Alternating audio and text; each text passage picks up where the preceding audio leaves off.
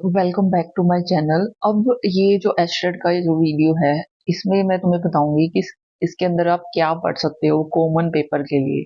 ठीक है, अब ये जो कॉमन पेपर के लिए मैं आपको बता रही हूँ ना, जो भी टॉपिक्स हैं, ये टीजीटी और पीजीटी दोनों के लिए है, सिर्फ एक के लिए नहीं है। टीजीटी के लिए भी है और पीजीटी के लिए भी है, चाहे दोनों में से आप दोनों पेपर की तैयारी कर रहे हो, चाहे दोनों में से एक की कर रहे हो, ये आपको टॉपिक्स पढ़ने ही है अगर आपको एस्टेट पास करना है तो। ठीक है, सबसे पहला क्वेश्चन है, लोगों से पूछ रहे थे कि इसके अंदर आता क्या क्या है। किसी को यही नहीं पता कि पेपर 150 नंबर का है, 120 का है, या कितने नंबर का सब्जेक्ट आ रहा है, कि कितने नंबर का क्या आ रहा है। तो सबसे पहले 30 नंबर का तो आएगा सीडीपी, साइकोलॉजी कह दो उसको, 30 नंबर में आएगी। और उसके बाद आएगी 30 नंबर में लैंग्वेज, 15 में इंग्लिश और 15 में आएगी हिंदी। ठीक है, ये हो गए अब 60 नंबर। उसके बाद आएगा 30 नंबर में, 30 नंबर के अंदर तीन सब्जेक्ट अलग अलग आएंगे। तो पहले 10 नंबर में आएगा रीजनिंग, फिर आएगा 10 नंबर में मैथ्स, और फिर आएगा 10 नंबर में हरियाणा जीके। तो ये हो गया। और जो पीछे 60 बच गए, ठीक है, तो उसके अंदर क्या आएगा, सब्जेक्ट आएगा। सब्जेक्ट के टोटल क्वेश्चन आएंगे 60, और 90 नंबर का आएगा कॉमन पेपर, जो मैंने आपको बता दिया, जिसमें है 30 की साइकोलॉजी, 15 की हिंदी, 15 की इंग्लिश, 10 की रीजनिंग, 10 का मैथ्स और 10 का हरियाणा जीके। अब जिसका सब्जेक्ट है इंग्लिश, और उसके लिए तो फायदा है क्योंकि 15 नंबर की इंग्लिश आ गई, तो 60 नंबर का तो सब्जेक्ट हो गया, 15 नंबर की इंग्लिश आ गई, तो टोटल 75 नंबर का उसका सब्जेक्ट हो गया। जिसका सब्जेक्ट है हिंदी, उसके लिए भी सेम फायदा है, 60 नंबर का सब्जेक्ट हो गया, और 15 नंबर की कॉमन में हिंदी आएगी, तो हो गया 75 नंबर का उसके लिए। अब जिसका सब्जेक्ट है मैथ्स, मैथ्स में ऐसे होता है कि 30 नंबर का तो वो आएगा साइंस, और 30 नंबर का आएगा मैथ्स। तो ये इसके अंदर क्या फायदा है, टोटल इनका क्या हो गया, 50 नंबर का हो गया सब्जेक्ट मैथ्स वाला। कैसे हो गया, 30 नंबर का तो सब्जेक्ट जो आ रहा है वो तो है ही है। इसके अलावा कॉमन पेपर के अंदर 10 का मैथ्स और 10 का रीजनिंग आ रहा है, तो वो भी तो फायदा देगा ना। तो 30 का तो सब्जेक्ट उसके अंदर आ ही रहा है, साइंस को छोड़ के मैथ तो आ ही रहा है। इसके फिर ये 20 नंबर ये हो गए, तो टोटल 50 हो गया। तो हर तरफ से इन कुछ लोगों का फायदा ही हो रहा है। सब्जेक्ट मैंने तुम्हें बता दिए। अब मैं तुम्हें बता रही हूँ कितने मैंने ये बता दिया कितने नंबर का क्या आएगा। ओके, अब तुम्हें मैं बता रही हूँ कि जो कॉमन पेपर है उसके लिए आप कौन कौन से टॉपिक्स पढ़ें जिससे आपका पेपर है जो वो पास हो जाए। ओके, तो अब पहले मैं साइकोलॉजी का बता रही हूँ। ठीक है, मैं पढ़ रही हूँ और मैं यहाँ पे शो भी कर दूंगी स्क्रीन पे। तो मैं लिखना है लिख लो, स्क्रीन शॉट लेना है वो ले लो, आपकी इच्छा है। तो टॉपिक्स हैं, हिंदी और इंग्लिश दोनों में बोल रही हूँ। पहले है ग्रोथ एंड डेवलपमेंट, जिसको हिंदी में कहते हैं वृद्धि और विकास। हेरिडिटी एंड एनवायरनमेंट, हिंदी में कहते हैं वंशानुक्रम और वातावरण। सोशलाइजेशन, हिंदी में कहते हैं समाजीकरण। ये जो है पियाजे, कोलबर्ग, वाइगोत्स्की, ये इसको पढ़ना है सारा, इनका जो भी इन्होंने दिया है। Child centre and progressive education, Hindi में इसको कहते हैं बाल केंद्रित शिक्षा और प्रगतिशील शिक्षा। नेक्स्ट है इंटेलिजेंस, जिसको कहते हैं बुद्धि। और अगला है लैंग्वेज एंड थॉट्स, जिसको हिंदी में कहते हैं भाषा और विचार। फिर है gender as a social construct, जिसको कहते हैं हिंदी में सामाजिक रचना के रूप में लिंग। अगला है इंडिविजुअल डिफरेंसेस, इसका हिंदी में कहते हैं व्यक्तिगत विभिन्नताएं। अगला है असेसमेंट एंड इवैल्यूएशन, जिसको हिंदी में कहते हैं आकलन और मूल्यांकन। नेक्स्ट है inclusive education and disadvantage children from diverse background, Hindi में इसको कहते हैं समावेशी शिक्षा या फिर विभिन्न पृष्ठभूमि के वंचित बालक। नेक्स्ट टॉपिक है स्पेशल चाइल्ड, हिंदी में इसको कहते हैं विशिष्ट बालक।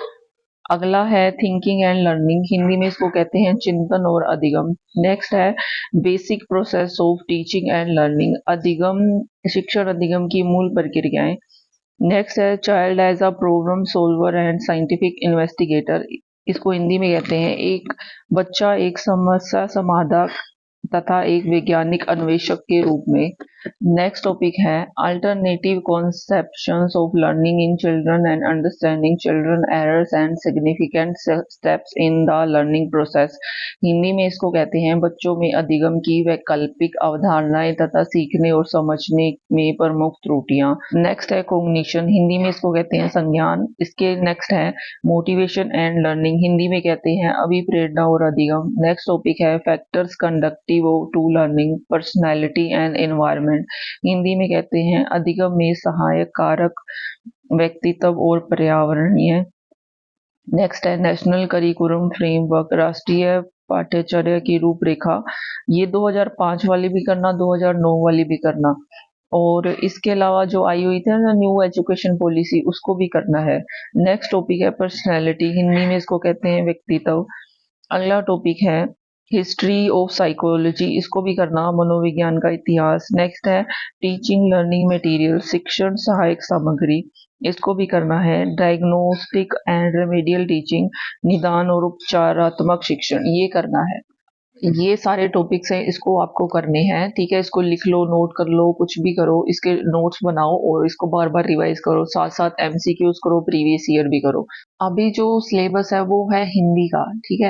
हिंदी के अंदर आपको कौन कौन से टॉपिक्स पढ़ने हैं, जो कॉमन आती है ना, कॉमन सब्जेक्ट की हिंदी, उसके लिए कौन से टॉपिक्स पढ़ने हैं, इसको लिख लो।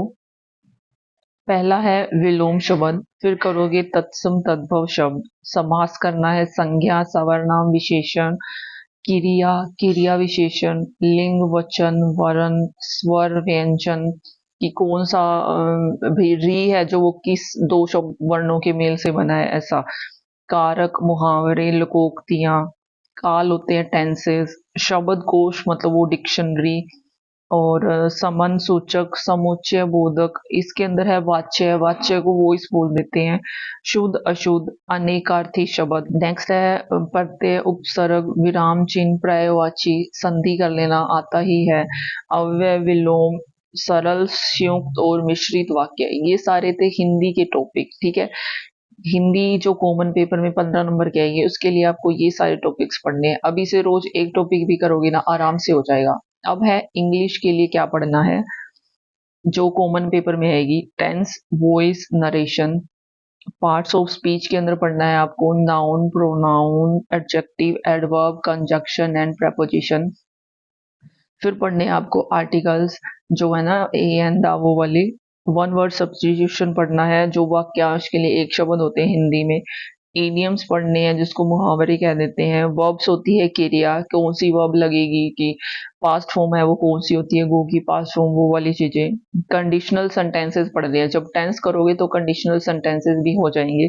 पंक्चुएशन मार्क्स करने हैं, मॉडल्स करने हैं, और उसके अलावा जो सेंटेंसेस हैं, मोडाल्स में होता है कैन, कुड, मे, माइट, ये वाले, और सेंटेंसेस के अंदर ये पढ़ना है कि कौन सा सेंटेंस कौन सा है, कि ये अफर्मेटिव सेंटेंस है, नेगेटिव सेंटेंस, ये हो गए सारे इसके इंग्लिश के टॉपिक। हिंदी के भी बता दिए आपको, साइकोलॉजी के भी बता दिए। अब जो 10 नंबर में रहती है रीजनिंग, मैथ्स और हरियाणा जीके, ये 30 नंबर की होगी ना, 10 नंबर में रीजनिंग, 10 नंबर में मैथ्स और 10 नंबर में हरियाणा जीके, ये आता है। तो इसके लिए आपको कौन से टॉपिक्स पढ़ने हैं, इसके लिए मैं आपको कहूंगी कि प्रीवियस ईयर करो, कम से कम सात सात प्रीवियस ईयर तो हो गए होंगे। अगर रीजनिंग के 7 प्रीवियस मतलब 7 एस्टेट हो चुके हैं, तो रीजनिंग के 70 क्वेश्चन हो गए, क्योंकि 10 आते हैं। सेम अगर मैथ्स में तुम देखो, तुम देख लेना, ये सौखा ही आता है। मैथ मुझे आता नहीं, तो मुझे पता नहीं इसमें क्या आता है, तो तुम देख लेना खुद से। अगर तुम्हें मैथ बिल्कुल भी नहीं आता, मैं हर बार कहती हूँ, इसकी भड़क लेने की जरूरत नहीं है, तुम देख लो, अगर तुम कर सकते हो तो कर लो, अगर नहीं कर सकते तो तुम 10 नंबर स्किप भी कर सकते हो। रीजनिंग कर लो अच्छे से, ठीक है, और मैथ्स कर लो। इनके क्या करने हैं, तुमने प्रीवियस ईयर करने हैं, तुम्हें आइडिया हो जाएगा कैसे क्वेश्चंस आ रहे हैं और कैसे आ सकते हैं, उस हिसाब से अपनी तैयारी कर लेना। अब है हरियाणा जीके की बात, इसके लिए तुम्हें क्या करना है, मैराथन लगा लो। 3-4 घंटे की मैराथन लगाओ, पेपर से पहले 3-4 बार लगाओ। और एक तो इसमें नेगेटिव मार्किंग नहीं है, अगर तुम टिक भी कराओगे तो ऐसे थोड़ी तुम्हारा कोई नंबर कट जाएगा। और इसके साथ तुम्हें लगाना है दूसरा, हरियाणा जीके के अंदर क्या करना है, करंट अफेयर्स की जो आती है ना मैराथन, वो लगानी है। पेपर से पहले 3-4 बार लगाना हो जाएगा। तुमने हरियाणा जीके के अंदर यही करना है। मैथ्स के अंदर तुम्हें बता दिया प्रीवियस ईयर, और जो रीजनिंग है सेम उसमें प्रीवियस ईयर। तो ये सारा सिलेबस है, इसको करो अच्छे से, ठीक है।